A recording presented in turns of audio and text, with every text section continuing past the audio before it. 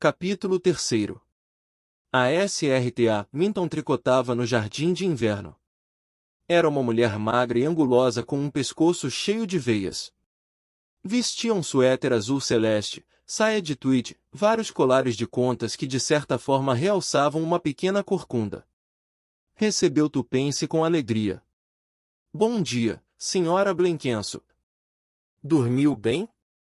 A Sra. Blenkinsop disse que não costumava dormir bem as primeiras vezes que dormia em cama diferente. Estranhava o colchão.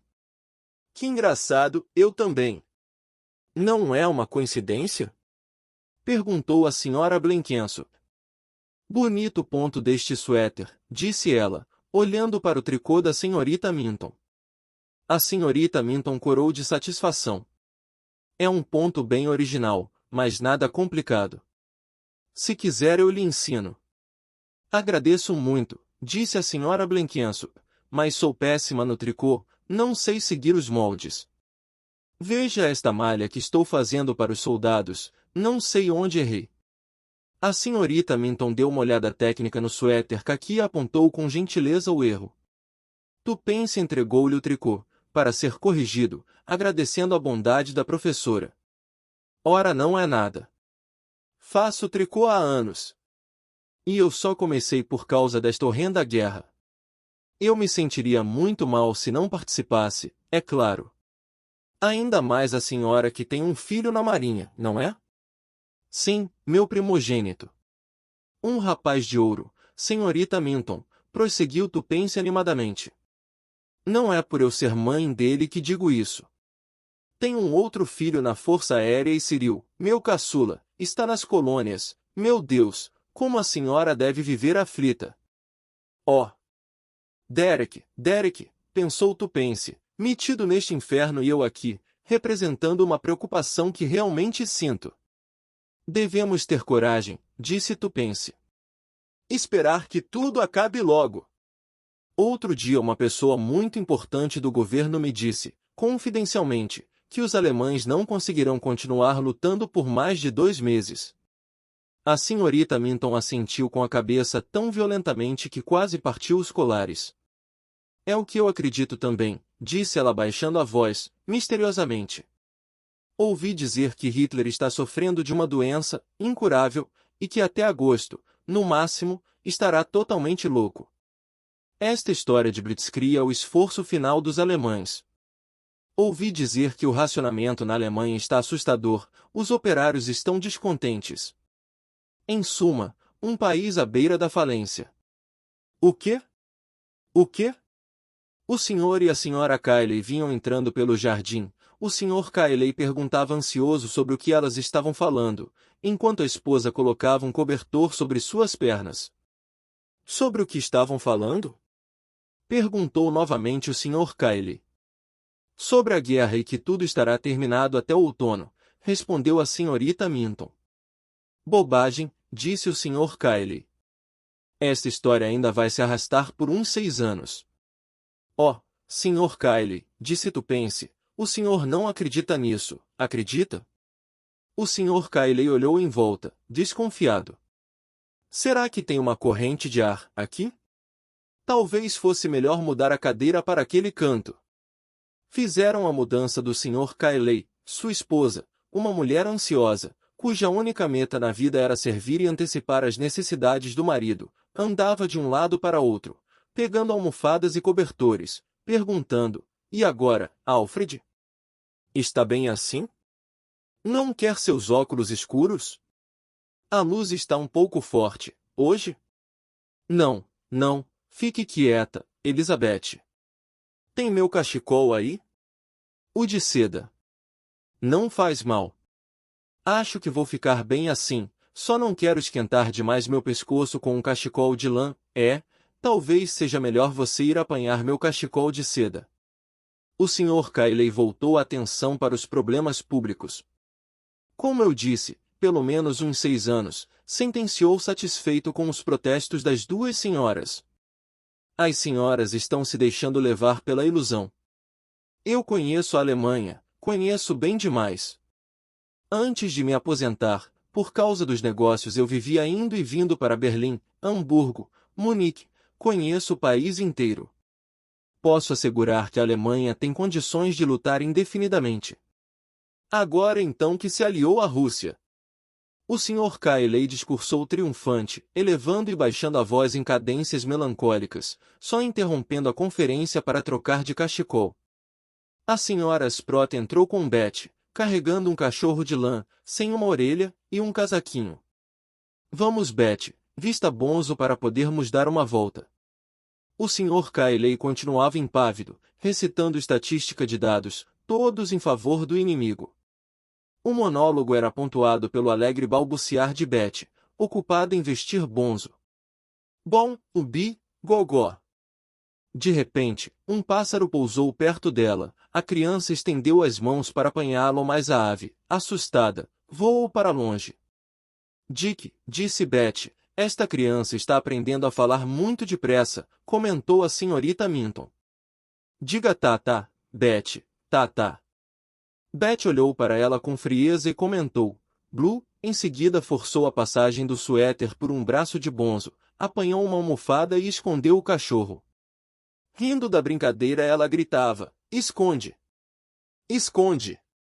A senhorita Minton, que resolvera servir de intérprete, explicava aos presentes com orgulho. Ela adora brincar de esconde-esconde. Vive escondendo as coisas. Onde está Bonzo? Perguntou, fingindo surpresa. Onde está Bonzo? Onde terá se metido? Betty dobrava no chão de tanto rir.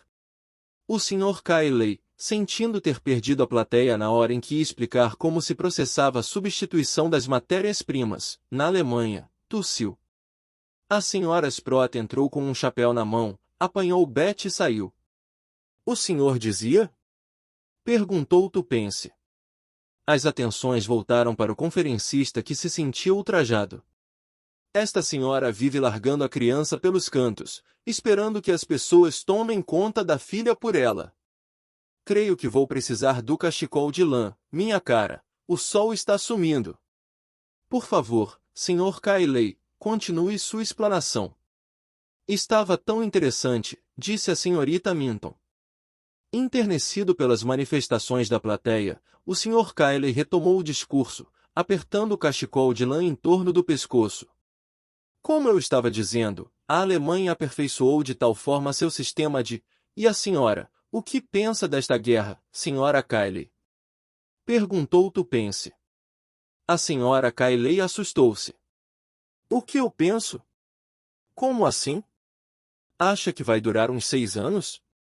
A Sra. Cayley pareceu cética. Espero que não.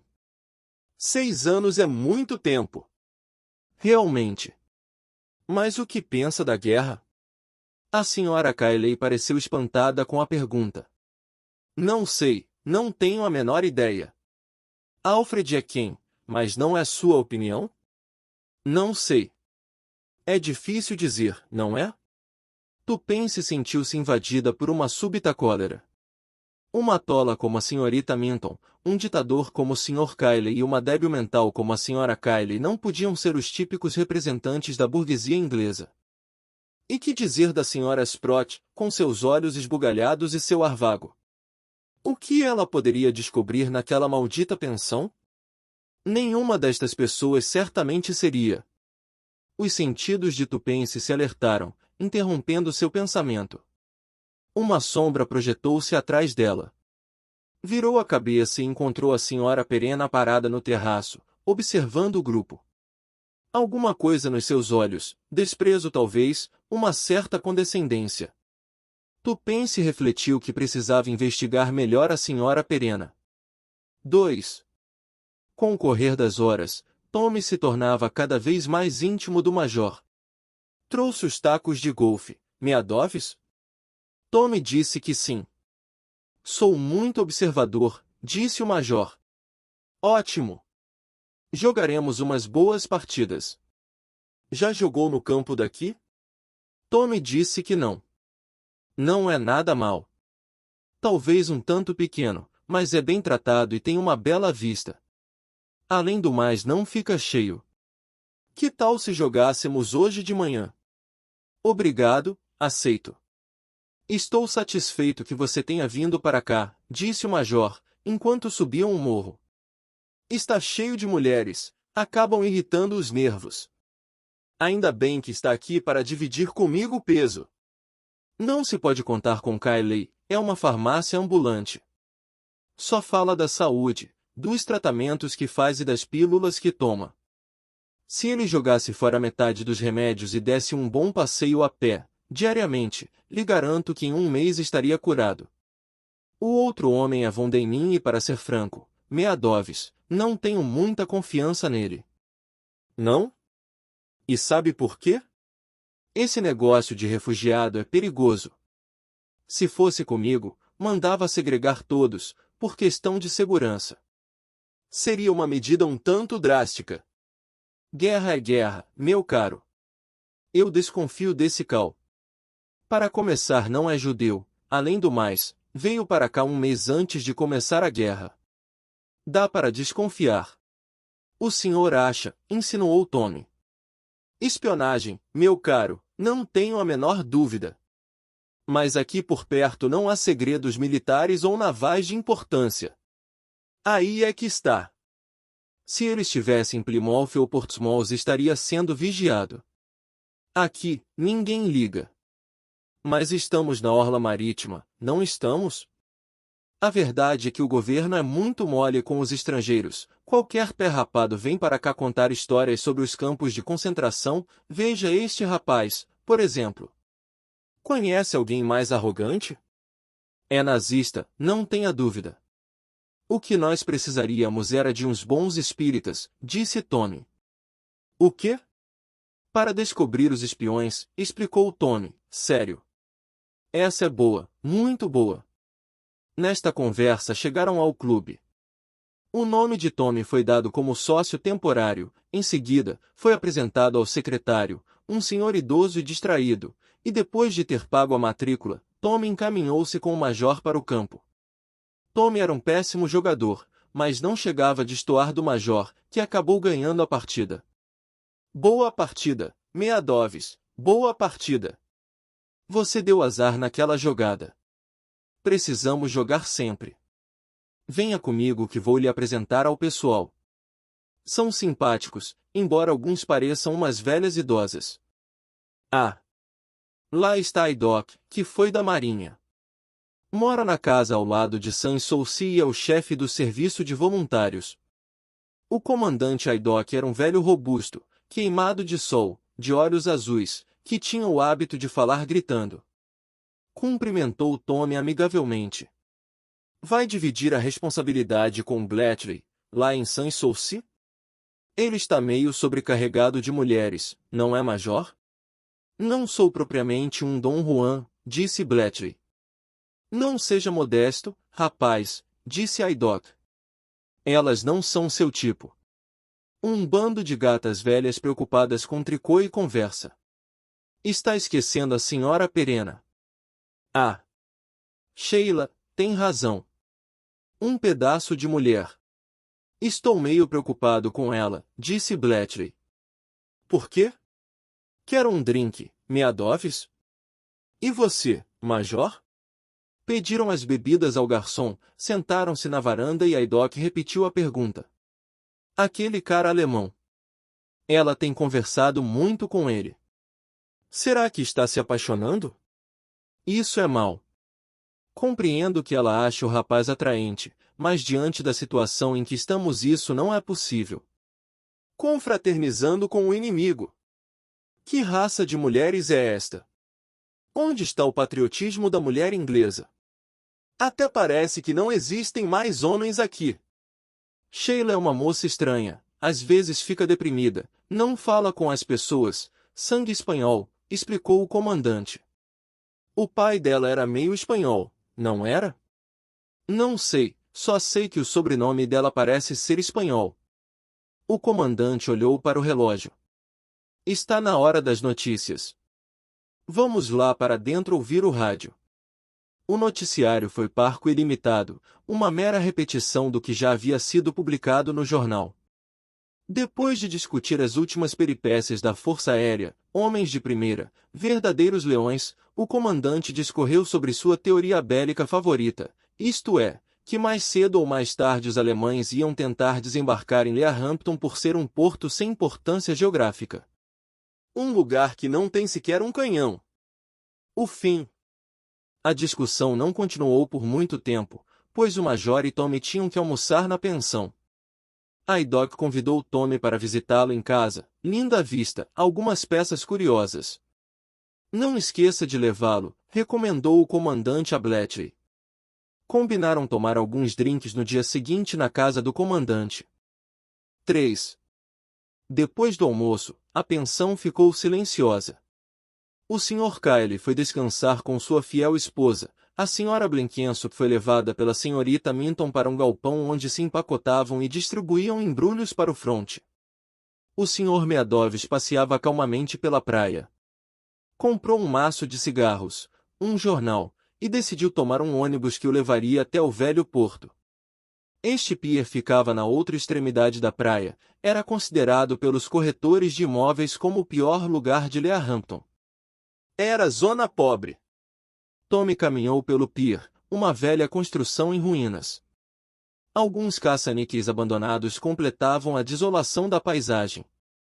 O lugar estaria totalmente deserto se não fossem algumas crianças, correndo e gritando, como se fossem gaivotas, e um homem pescando. O Sr. Meadoves foi até o final do pier e olhou para a água. Pescou alguma coisa? Perguntou gentilmente. O pescador sacudiu a cabeça. Não é sempre que mordem o anzol, respondeu o Sr. Grant, soltando um pouco a linha. E você, Meadoves? Perguntou, sem voltar a cabeça. Nada, por enquanto. Estou no começo, fale. Tommy sentou-se ao lado de Grant, de forma que pudesse observar toda a extensão do pier. Acho que comecei bem. O senhor já recebeu a lista das pessoas? Grant assentiu com a cabeça. Fiz boa amizade com o Major Bletchley, jogamos golfe, hoje de manhã. Ele parece ser o típico oficial aposentado. Tão típico que dá para desconfiar. Kyle parece realmente um inválido hipocondríaco, mas convenhamos que não é um papel difícil de representar. Além do mais, segundo ele próprio, conhece a Alemanha, palmo a palmo. Estranho, disse Grant. Temos o jovem von Däniken, não preciso dizer que estou interessadíssimo nele. Acha que é o N? Grant sacudiu a cabeça. Não, não creio. Segundo imagino, N não pode ser alemão. Mesmo se esse alemão for um perseguido pela Gestapo? Nem mesmo assim. Eles sabem que nós vigiamos todos os refugiados. Além do mais, todos os refugiados procedentes dos países inimigos, na faixa etária de 16 a 60 anos, serão segregados. Não sei se o inimigo já sabe disso, mas é uma medida previsível. Eles não arriscariam colocar o chefe da espionagem numa posição em que pudesse ser segregado. Portanto, N deve ser o natural de um país neutro ou inglês. O mesmo se aplica a N. Minha opinião sobre Däniken é a seguinte, ele pode ser um elo na cadeia. N ou M podem não estar em Sans-Souci e através de Cal poderíamos chegar a eles. Creio que é uma possibilidade bastante viável, uma vez que os hóspedes da pensão não parecem ser as pessoas que procuramos. Já foram investigados? Grant suspirou, como se estivesse com vergonha. Não, para mim isto seria impossível. Não posso recorrer ao meu departamento para não me arriscar Beresford. Pois é lá mesmo que está a chave. É só desconfiarem de que estou de olho em Sans-Souci, por qualquer razão, e eles mudam de tática. Foi por isso que chamei um estranho, por isso você precisa trabalhar no escuro, sem nossa colaboração. É nossa única chance. Só consegui investigar uma pessoa, quem, senhor? Grant sorriu. Cal von Däniken. Foi mais fácil por se tratar de serviço de rotina. Não tem ligação com o meu departamento e sim com o serviço de imigração. E o que descobriu? Um estranho sorriso assomou aos lábios de Grant. Ele é exatamente quem diz ser. O pai foi contra o regime, foi preso e morreu num campo de concentração. A mãe morreu de desgosto um ano depois. Cal fugiu para a Inglaterra um mês antes de estourar a guerra. Von Denim ofereceu-se como voluntário contra os alemães, tem trabalhado como químico industrial e seu trabalho tem sido maravilhoso, principalmente em relação ao problema de imunização de certos gases e nas experiências de descontaminação. Então não tem nada contra ele? Perguntou Tony. Não disse isso. Nossos amigos alemães são conhecidos por sua eficácia. Caso Von Denim fosse enviado como agente especial para cá, eles tomariam cuidado para que a ficha coincidisse com o relato. Quem sabe se a família dele não está incluída neste complô? Não seria impossível, debaixo do regime nazista. Ou quem sabe ele não seja Cal Von Denim, e sim um impostor. Entendo, disse Tony.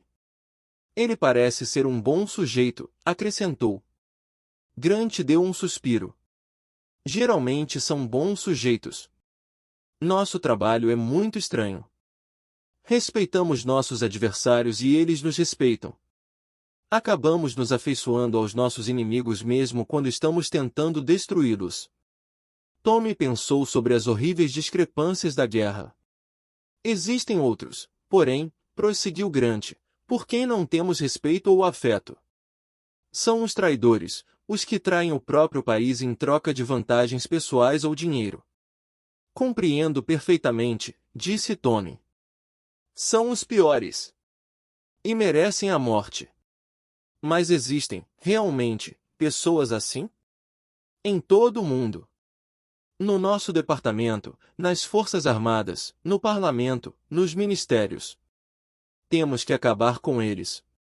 E temos que começar por cima, pois estes estafetas que vendem informações, nos parques, não sabem sequer para quem trabalham. Nós queremos os maiorais, os que podem realmente destruir o país. E vamos conseguir. Como sabe? Perguntou Grant. O senhor mesmo disse, é uma necessidade. O pescador olhou para o seu subalterno com respeito e admiração. Assim que se fala, Beresford, disse baixinho. E quanto às mulheres, tem alguma suspeita? Perguntou Grant. Acho a dona da pensão meio estranha. A senhora Perena? É. Sabe algo sobre ela? Posso tentar descobrir os antecedentes dela, disse Grant. Mas já disse que não posso me arriscar. Neste caso é melhor nem tentar. A senhora Perena é a única mulher que me parece suspeita. De resto, temos uma mãe com uma filha pequena, uma solteirona metódica, a estúpida mulher do hipocondríaco e uma gigantesca irlandesa. Todas me parecem inofensivas. Só tem estas mulheres? E a senhora Blenquenso que chegou há 3 dias. E? É minha esposa. O quê? Com um susto, Grant elevou a voz. Não lhe disse, Beresford, para guardar segredo absoluto sobre toda a operação? Disse, mas ouça. Tommy descreveu, em poucas palavras, o que havia ocorrido, sem se atrever a olhar para Grant. Só procurou esconder o orgulho que sentia da mulher. Quando Tommy calou-se, houve uma pausa. De repente, Grant começou a rir. Tira o chapéu para sua mulher. Eu também, concordou Tommy. Quem vai achar graça é a Stampton. Ele me preveniu para não deixá-la de fora, a não ser que eu estivesse disposto a arcar com as consequências. E eis o resultado. Por aí você vê o cuidado que precisamos tomar. Tive o cuidado de averiguar se você estaria sozinho em casa com sua mulher. Quando a ouvi falando pelo telefone com a vizinha e em seguida bater à porta da rua, fiquei totalmente convencido de que ela tinha saído. Sua esposa é bem esperta. Diga a ela que eu bobeei. Quer dizer que de agora em diante ela está incluída no plano? Não temos outra saída, disse Grant, fazendo uma careta. Peça a ela que conceda a honra de trabalhar conosco neste caso. Eu transmitirei o recado, disse Tommy, rindo.